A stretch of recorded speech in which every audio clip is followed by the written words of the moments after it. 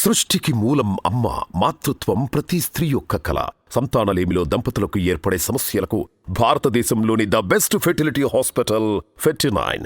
Fertinine అంటే సంతానం, Fertinine అంటే సంతోషం. టీడీపీకి మరో కీలక నేత గుడ్ బై చెప్పనున్నారని ఓ వార్త తెగ ప్రచారం సాగుతోంది. ఆయన మరెవరో కాదు, టీడీపీ నేత గుంటూరు ఎంపీ గల్లా జయదేవ్. 2014లో తొలిసారి ఎంపీగా గెలిచారు. 2019లో జగన్ వేవ్ ని కూడా తట్టుకుని రెండోసారి గుంటూరు నుంచే విజయం సాధించారు. అయితే ముచ్చటగా మూడోసారి పోటీకి మాత్రం నో అంటున్నారు. రాష్ట్రంలో టీడీపీ మరింత పుంజుకున్నా, మరోసారి గెలిచే అవకాశం ఉన్నా ఆయన మాత్రం పోటీపై ఆసక్తి చూపించడం లేదని సమాచారం. గత అనుభవాలు, వైసీపీ ప్రభుత్వం తన వ్యాపారాన్ని టార్గెట్ చేసిన తీరు చూశాక ఆయన పోటీ చేయకుండా ఉంటే మంచిదన్న అభిప్రాయానికి వచ్చినట్లు తెలుస్తోంది. దాంతో పాటు ప్రస్తుత రాజకీయాలు తనకు సరిపడ్డం లేదని గల్లా జయదేవ్ సన్నిహితులతో చెప్పినట్లు తెలుస్తోంది. అందుకే పాలిటిక్స్ నుంచి తప్పుకోవాలని నిర్ణయం తీసుకున్నారని చెప్తున్నారు.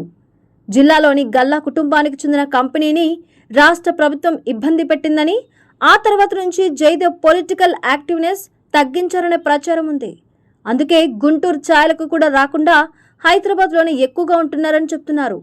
పార్లమెంట్ సమావేశాలు ఉన్నప్పుడు మాత్రమే సభకు వెళ్తున్నారు.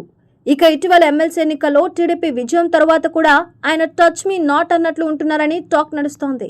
గల్లా జయదేవ్ తల్లి అరుణ్ కుమారి 2014లో చంద్రగిరి నుంచి పోటీ చేసి ఓటమి పాలయ్యారు. దాని తరువాత 2019 ఎన్నికలకు ముందుగానే నియోజకవర్గ బాధ్యతల నుంచి తప్పుకున్నారు. తెలుగుదేశం పార్టీ పోలిట్ బ్యూరో సభ్యురాలుగా కూడా రాజీనామా చేశారు. అయితే అంతకుముందు కాంగ్రెస్ హయాంలో అరుణ్ కుమారి 3 సార్లు ఎమ్మెల్యేగా ఎన్నికయ్యారు.